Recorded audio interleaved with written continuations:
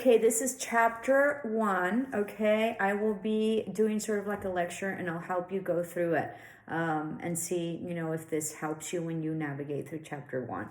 So chapter 1 is under part 1, and in your what do you call it, your screen, your ebook. Okay, and it's an invitation to writing. We start first with appreciating yourself. In what ways are you different from your family and your friends? What 3 qualities make you a unique person? And if you haven't thought about these things, it's important to think about these things because that facilitates the writing.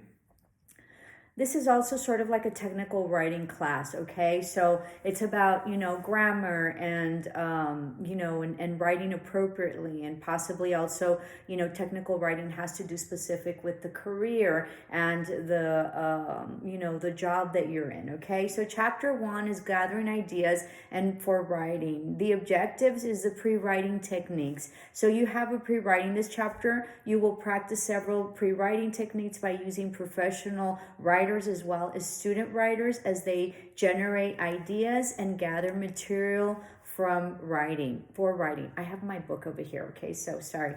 And then you have a focused writing, your journal writing, your brainstorming and clustering and outlining, paragraph development, preview, essay development, preview, and conducting interviews. I'm going to review some of them and then we'll go over the chapter, okay? Journal writing is very, very therapeutic. It's also a release. Okay, so I highly encourage you to do journal writing. I do journal writing for dream interpretations because it's part of my business, but it also allows me to track things, right? And to be able to figure out the symbolism and figure out what really happened, after, some time has passed, if I did the interpretations correctly or not. So I always recommend my students and everybody that I talk to, my clients as well, to do journal writing and to possibly write, okay? When you do journal writing, sometimes when you're feeling bad, you look back and you read, and then you understand and you see how far you've gone through, okay, and how much you've grown. So always journal writing is very, very important, okay?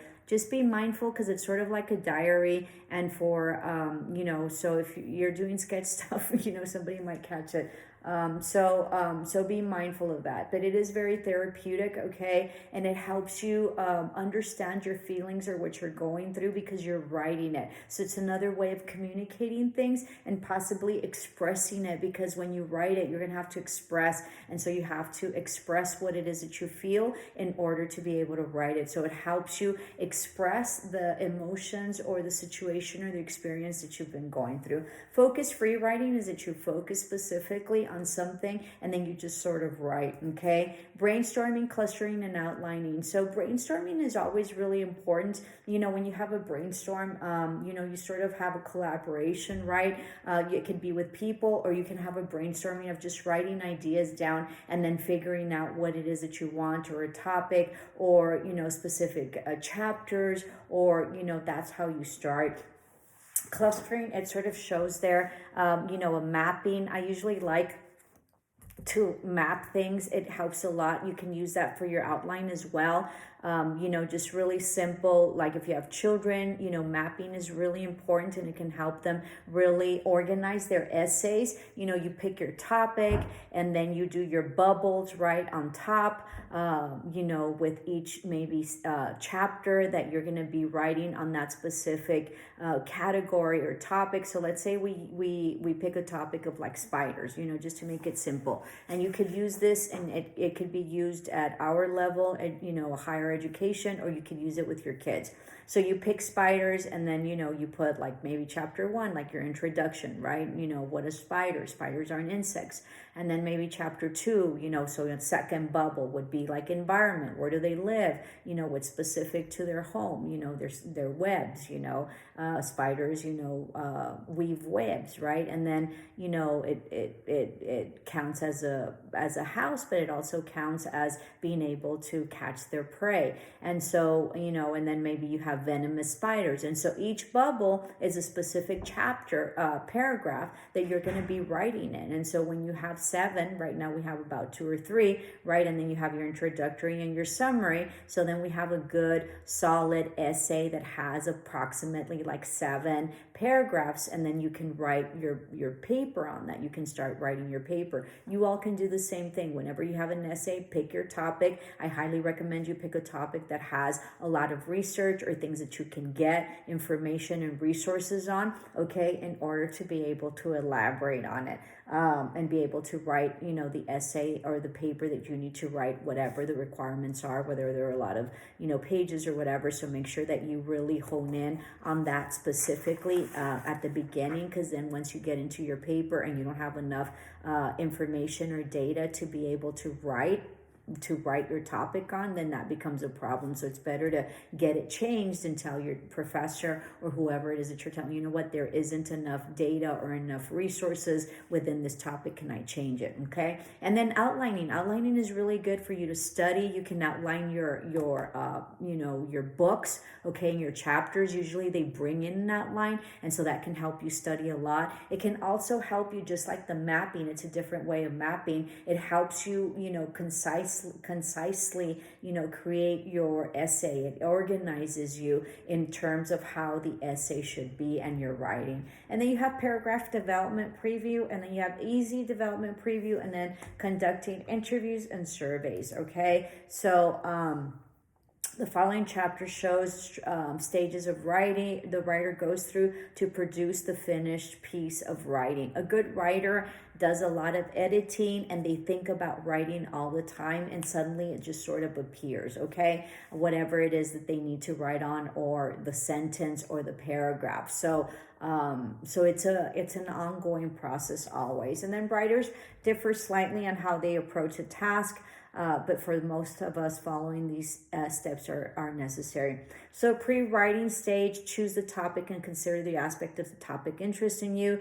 Gather ideas using pre-writing techniques, and then writing and revising. Compose the first draft and then set it aside for a time. Reread your first draft, and if possible, ask the instructor or classmates for your input. Absolutely. This is really, really important. Now, make sure that you get somebody that knows how to edit. I had a colleague that was excellent, and so I had her always, you know, review and edit my letters that would go out to my parents when I was a teacher in Spanish, because I was never schooled in Mexico. So I still, not that has anything to do with it, but I'm a little deficient in my accents in my Spanish. And so what she would do is she would completely change my whole letter. So I didn't want that. I wanted her to grammatically correct it, and that's it. So be mindful that whoever it is that you give it to doesn't change your whole communication and your whole essay, and just helps you with whether it makes sense, whether it's grammatically correct and all that, okay? And that you really have somebody that can do that, all right? And then reread your draft, revise the first draft by adding, cutting, and moving material. Continue to revise, correcting grammar errors, and producing new drafts until you are satisfied. Sometimes it gets to the point where you can't see your errors, so you're going to need someone to review it and somebody to proofread it to you, okay? Reread it and pre-read it for you, okay? Because sometimes you can't see the errors. And then proofread the final copy, looking especially for typographical errors, typos, misspellings, and omitted words. And now that we have, our phones, it's always a mess because they always autocorrect, and it really bothers me. And so you have all these words sometimes that are not there, or whatever, okay? It can also happen in Word document. Now with the programs, you have the programs that specifically, catch, errors. We have Gremlin at school. If you ever have to turn in a paper, we do have a paper review, committee that reviews it. I'm part of it. It's the English department. So you can upload your paper and we could proofread it for you. I will tell you that we use gremlin. So that's what your teacher's going to be using first. And so that way that could really help you out. I think there might be a free, a free like subscription or whatever, because you're in school. I think that the school provides it. Okay. Also, any type of programs that you have, Word and all that, they usually catch and have like spelling check or whatever, and then the way the grammar and the sentence is appropriate or not, if it's correct. And then beginning to write, caring about your topic. Pick about something that you really enjoy. If you don't like what you're writing about, it's probably not, you're not going to be able to do a good job in it. Okay, so discover that you have what ideas you like and worth expressing. Explore topics that you care about, and then incorporate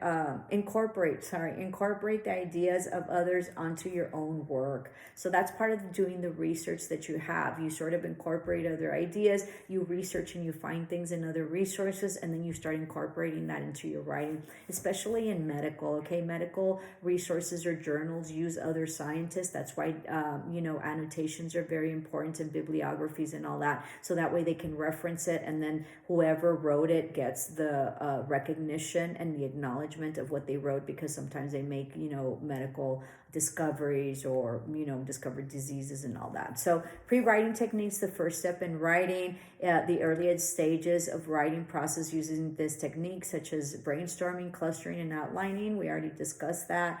And already described most of it. And then journal writing, written record of personal observation, thoughts, reactions, opinions that's kept daily or weekly or whenever it comes up or whenever you need it, or nearly every day. The journal usually draws on the writer's experiences. Absolutely. And then you have early entries of, you have activities here. You also have,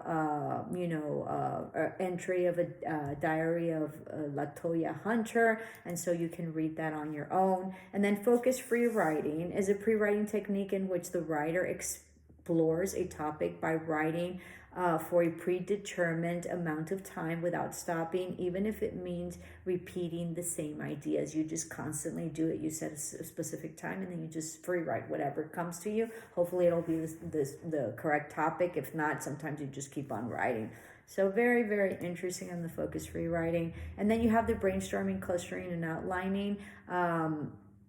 The brainstorming is pre-writing technique in which the writer uses free association to create a list of whatever words, phrases, or ideas come to mind on a given topic. It can be done alone or in a group, okay? Brainstorming is usually used a lot collaboratively in business meetings, so that way you can come into a solution. And then there's an example on clustering as we move forward, and I sort of gave you an example on that on the webs and the spiders. And then clustering is a pre-writing technique that emphasizes the connections among items of brainstorming list. The topic is written in the middle of the page and has circles drawn around it as details or ideas are generated. They are circled, and then the lines are drawn to connect them into the related details or ideas. This process continues until the topic has been fully explored. Variations of clustering are known as mapping, webbing, and branching. Okay, you can use this at any level. I highly recommend that you use it with your kindergartners and your first graders, and you use them for yourself to be able to organize your paper or even study for an exam. Okay. Great. And then we have outlining. The most formal method of organizing pre-writing ideas uses numerals and letters to distinguish between major headings and subheadings of a planned piece of writing. So it's a more focused and more concise and more detailed way of writing and setting yourself up for the paper, right? There's some papers that do require outlining. There's all sorts of outlining requirements depending on the type of outline that you're doing. So be mindful that you're turning in whatever it is that the appropriate requirement is, okay? So outlining is huge, and it helps so much, all right? It is very cumbersome though.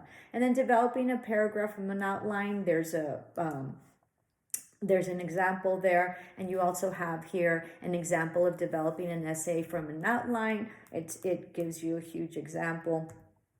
This is we're in activity 4, which I think you don't have to do. Make sure that you review the YouTube video on assignments, and it tells you there. And then you have a student essay, and then it sort of gives you an introduction, and it gives you an example of what a student essay would be. And then we move right along to conducting interviews and surveys, which are really, really hard. Remember that in whatever homework that you have, it says that if you were to do a survey, it doesn't say that you should do a survey. So don't freak, okay? So make sure that, this is also important about being able to read appropriately and be able to understand whatever the instructions or whatever it is that they do, okay? And then you have interviews here, useful in many situations. Speaking to single individuals can provide information to that you might not be able to get any other way. Okay, for example, you might want to interview an older family member. Interviews are always great with elders and talk about stuff that they need to talk about. Then there's an activity 5 that you all have to do. Make sure that you copy and paste onto a Word document. And then you have surveys here. Taking a survey is an especially helpful pre-writing technique when you want to write about certain group attitudes, practices, and experiences. Okay. So you can do a survey on your classmates, and so that's when you're collecting data. And then writing for success. Now that you are in college, what are some of the issues that could prevent you from making school your priority? Write a response that considers the issues that personally affect you: an outside job, family responsibilities, competing pastimes, such as watching television or spending time, or social media, or time on your computer or your smartphone. All right. Usually if you write things down, I think they could probably organize it. So if you think you don't have any time, and maybe you don't, maybe by creating like a calendar or writing things down, then you can see where your availability is, and maybe you can optimize your time. So writing is huge. And then we have here working together, taking a survey, student attitudes. About writing, you don't have to take a student survey. We're not a student. And then portfolio suggestions. Okay, for my master's, had to create several portfolios. They were very extensive. I had to do a lot of data on students, had to keep it, had to track it, and then had to create this huge portfolio. They used to be about this big. They were wonderful. I loved them. And, if you're really good, your teacher gets to keep it. I don't know that that's a good idea. But anyway, one of my teachers got to keep one of my portfolios because I did such a good job, and it was very rewarding. So it's a collection of materials representing a person's best work and is intended to help in the evaluation of that work. Often for a grade in a course, a writer may also include materials to use in future work, right? So I used to have the work that I gave the students, what their progression was, how many students they were, what kind of program they were in. I used to, have to take tests, and so, show some sort of progression. So most definitely. And then you have a student survey here that, make sure that you check your YouTube video to see what kind of, assignments you have for your homework. So this concludes chapter 1. I hope that this lecture helped. Namaste, love and light.